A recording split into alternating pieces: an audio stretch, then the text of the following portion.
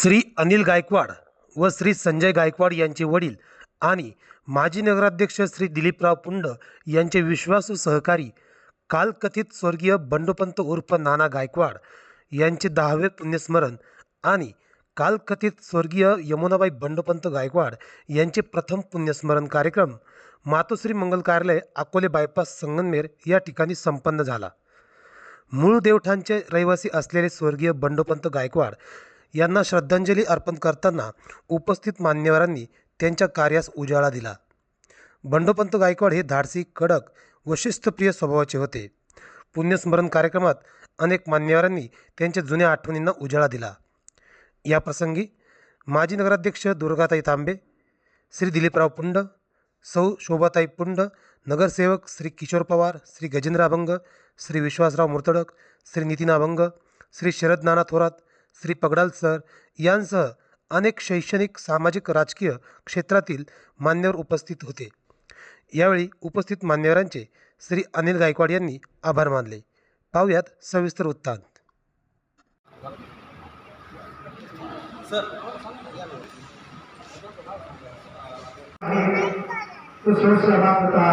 श्रद्धांजलीचा कार्यक्रम आहे।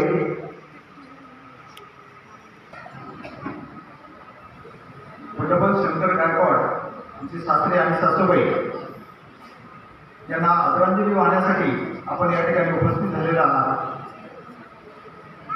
या कार्यक्रमासाठी कोणीतरी अध्यक्ष असावा आणि म्हणून मी प्रथमतः अध्यक्षीय निवड या ठिकाणी करतो। सुधाकरजी रोहन साहेब यांनी अध्यक्षीय स्थान स्वीकारावं अशी मी त्यांना विनंती करतो।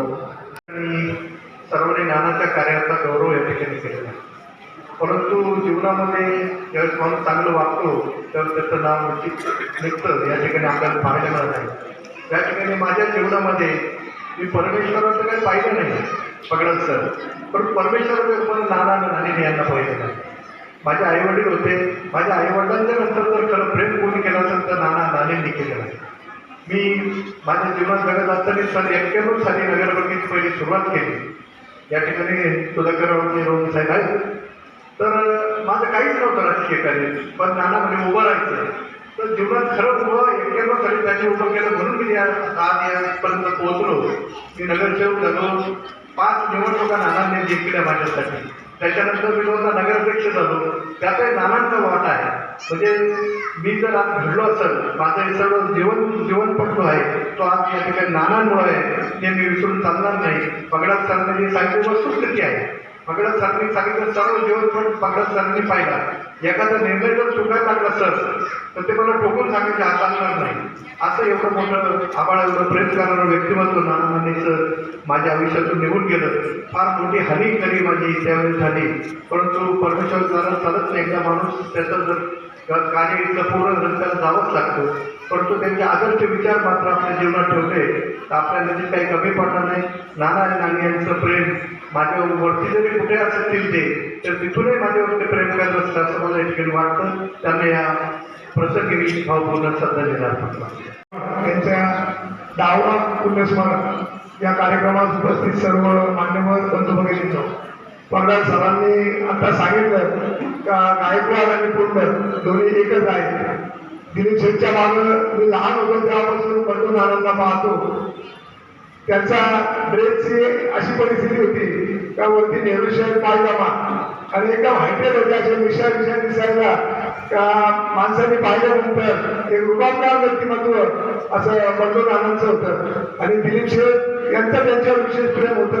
तुम्हाला एक आता सरांनी सांगितल्यामुळे उदाहरण देतो का बाईंचं निधन झालं आणि आम्हाला फिरायला जायचं होतं, आम्हाला बेंगलोर, उटी, म्हैसूरला शिंदे सर, आणि आमचं बुकिंग झालेलं होतं तिकडचं सगळं सर। आणि अनिलला मी विचारलं का भाऊ शेठला घेऊन जाऊ का, मी तसे क्रिया विधी होता तर अनिलला मी विचारलं शेठला घेऊन जाऊ का घेऊन म्हणे। शेठ म्हणजे पाहणार नको माझे घरचे मला केलं डोक्याला, पण नाही त्याला आम्ही विचारलं म्हणून गेला घेऊन शेठला। आम्ही जेव्हा तिथं पोहोचलो रात्री, शेठला झोपत नाही रात्रभर, शेठ जागे। सकाळी शेठनी 6 वाजता तिकिटाचं बुकिंग केलं तिथून विमानाचं आणि परत पुण्याला आलं। पुण्यावरून सकाळी 10 वाजता कार्यक्रमाला उपस्थित राहिले. म्हणजे एवढं प्रेम दिलीप शेठचं या गायकवाड कुटुंबात, त्यांना राहायला झोपत नाही रात्रभर. का या कार्यक्रमाला आपण कार्यक्रम सोडून आपण फिरायला गेलो, आम्हीच गेलो होतो त्यांना. चला शेठ आता अंत्यविधी झाला. त्या भेटल्यावर आम्हाला खूप कसं तरी व्हायचं की त्यांचं जे कुंकू होतं आपल्याकडे ते कुंकू लावलेलं नसतं की त्यांचा चेहरा कसा तरी दिसायचा आणि त्या आम्हाला उदास उदास वाटायच्या. तरी पण त्या कुटुंबामध्ये समाजामध्ये सतत येत होत्या, जात होत्या, भाग घेत होत्या, हसून खेळून राहत होत्या. परंतु त्यांनाही जाऊन 1 वर्ष झालं. कुटुंबावर दुःखाचा प्रसंग आला, परंतु सर्वांनीच त्यांना या दुःखाचं सावरण्याची शक्ती परमेश्वराने दिली, बौद्धाने दिली, बुद्धाने दिली, सर्वांनी दिली, आपणही दिली. सर्वजण त्यांच्या समवेत राहिलो.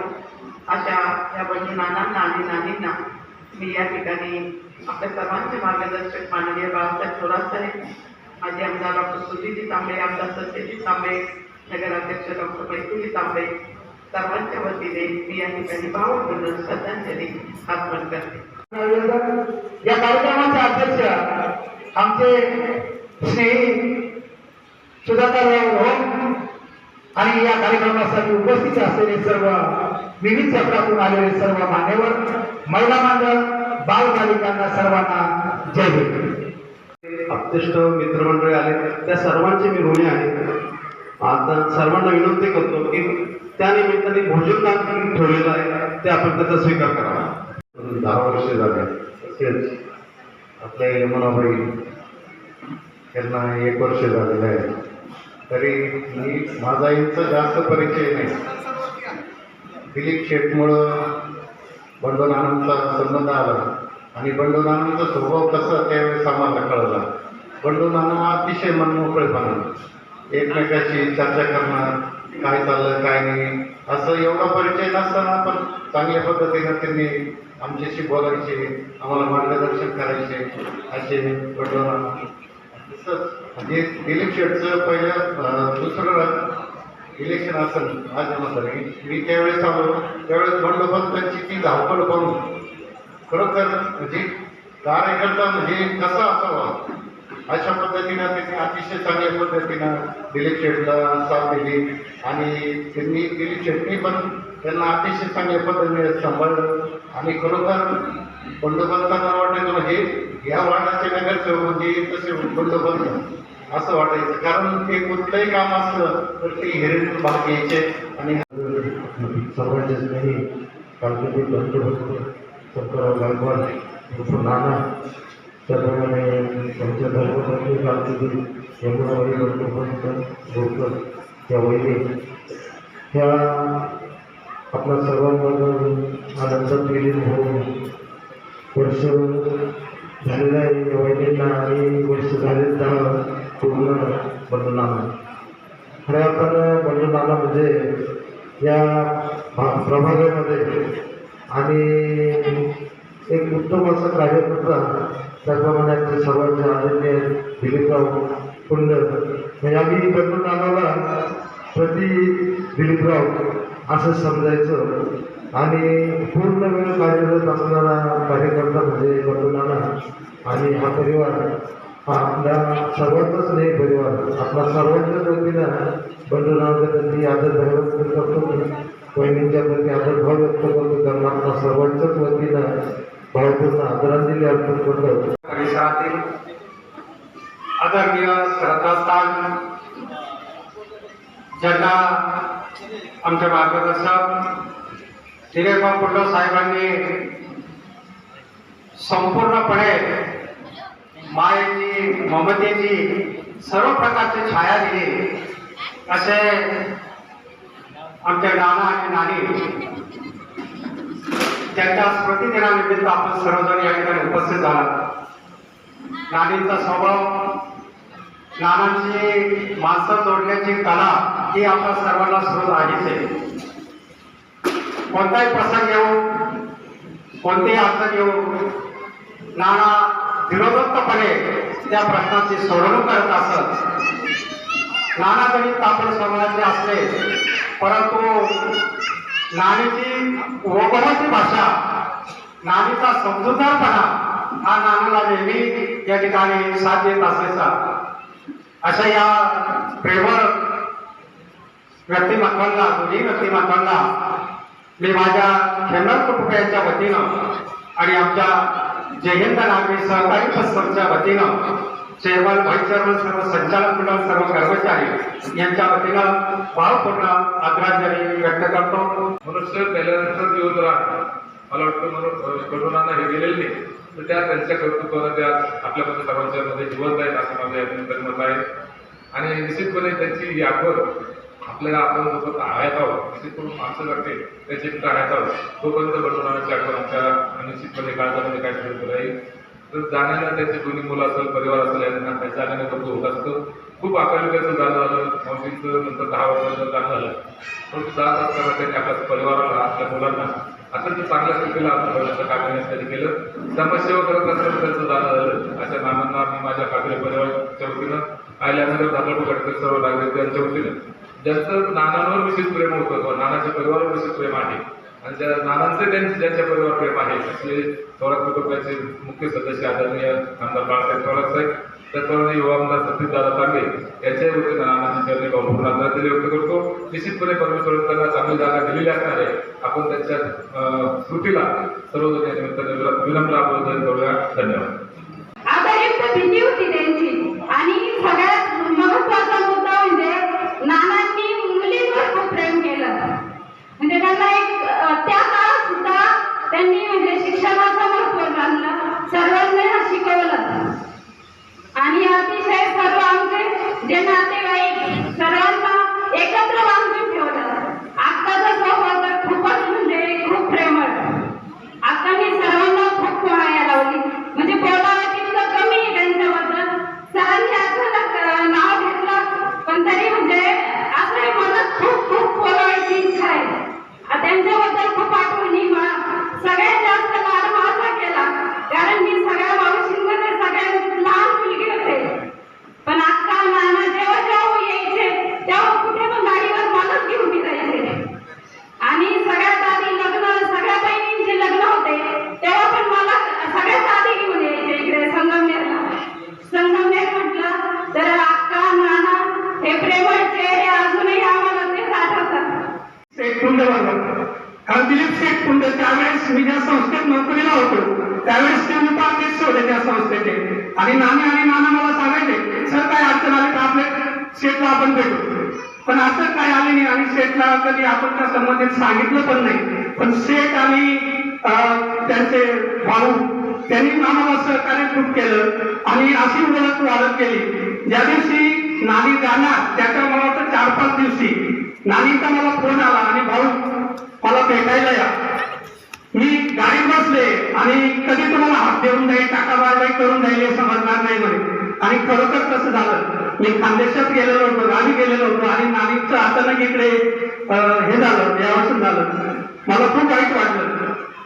वाईट वाटणारच आहे, संबंध खूप चांगले होते. तरी पण आज त्यांच्या स्मृती दिनानिमित्त, नाना आणि नानीच्या स्मृती दिनानिमित्त दोघांना मी या ठिकाणी भावपूर्ण श्रद्धांजली अर्पण करतो.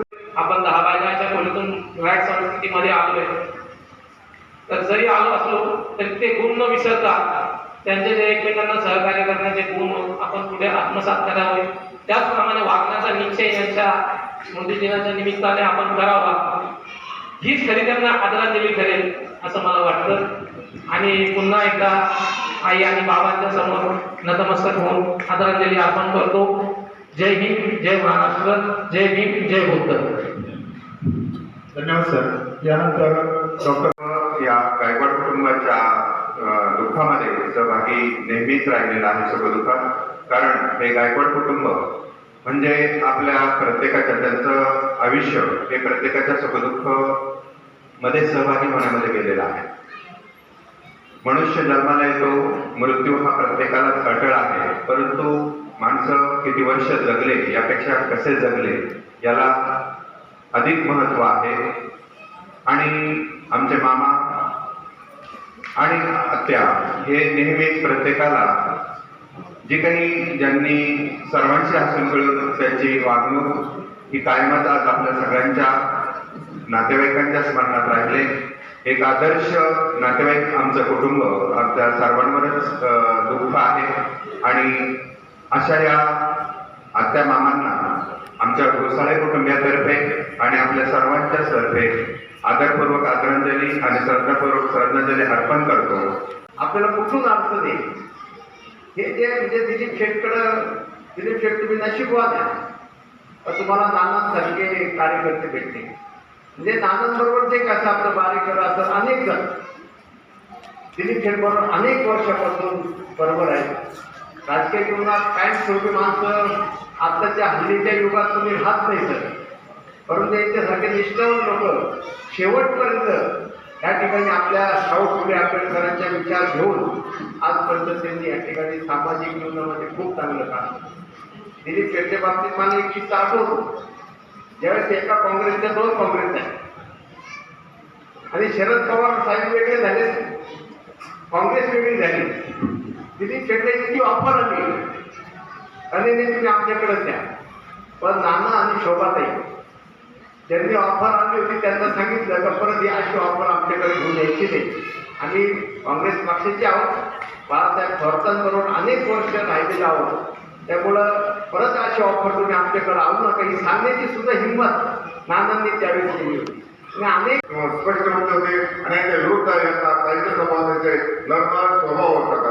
दोघांचा जीव इतका जडलेला होता हे दोघांचे की अतिशय त्यांनी आपल्या मुलावरती अगदी चांगले सुंदर संस्कार केले आहे. त्या संस्कारामुळे आज या ठिकाणी आपण सर्व या ठिकाणी जमला होता. आता मुलं आहेत दोन्ही मुलं तारेकडे कामाला आहेत, मुलीच्या तारेकडे कामाला आहेत. त्या दोघांचा असा जीव होता. आईबाप कशा असतात त्याच्या 2 मुलगे थोडक्यात मी सांगतो म्हणजे आपला कळेल नाही. ऐका ऐका बहीण भावांनो माय बापाची कहाणी. बाप नारळी गोबर माय नारळात पाणी, माय नारळात पाणी, माय नारळात पाणी, माय नारळात पाणी.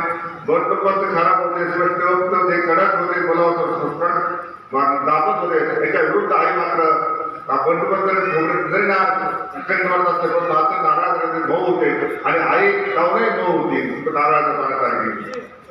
त्याचबरोबर आमचे बंधू आणि गायकवाड यांचे माता पिता प्रथम स्मृती दिनानिमित्त आपण सर्व एकत्र जमलो आहोत आणि गायकवाड सर यांना धन्यवाद देतो की आपण दोन्ही माता पित्यांचा प्रथम स्मृती दिनानिमित्त त्यांच्या स्मृतींना उजाळा देण्यासाठी आपण एकत्र जमलो आहोत.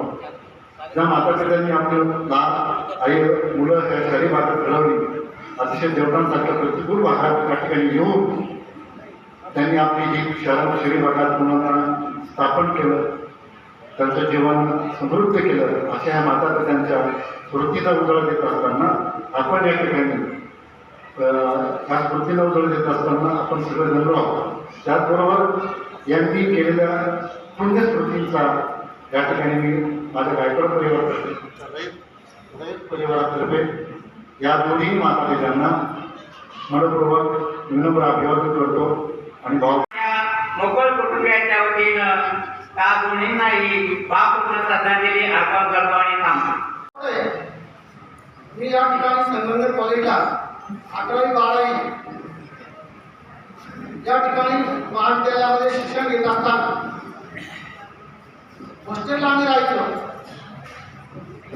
तर संध्याकाळी संगमनेर स्टँडच्या बाजूला जी कॅन्टीन आहे त्या कॅन्टीनकडे आम्ही संध्याकाळचा डब्यासाठी भाजी घ्यायला यायचो आणि सकाळी पुन्हा डबा घ्यायला संगमनेर स्टँडवर यायचो. तर संपूर्ण संगमनेर शहरामध्ये त्यावेळी 80-81च्या दरम्यान फक्त बंडू काका आणि मावशी हे दोनच आमचे अतिशय प्रेमाची माणसं होते.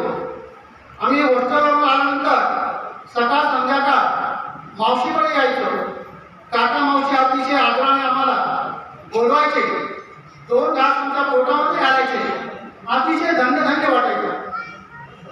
आणि दत्ता देशमुखनं काही म्हटलं नाही, त्याने म्हणे मान्य आणि लग्न ठरलं.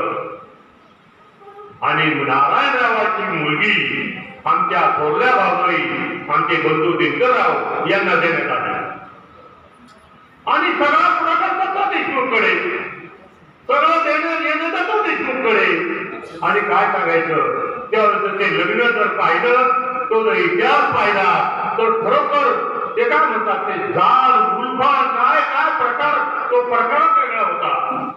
आणि एवढंच नाही तर दत्ता देशमुखनं ते आमचं लग्न जवळकडनं त्यांच्या गावात वळवलं आणि त्या दिवशी मुक्काम जवळ गावात आला.